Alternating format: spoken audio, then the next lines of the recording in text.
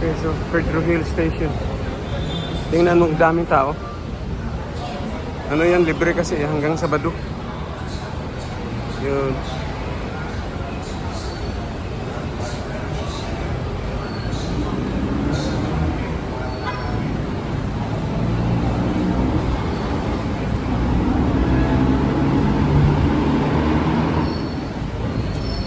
Yun ang ano,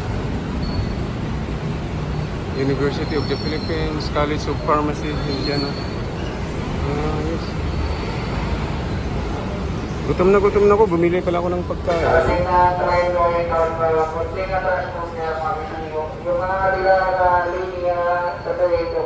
Yan siya, darating ng train.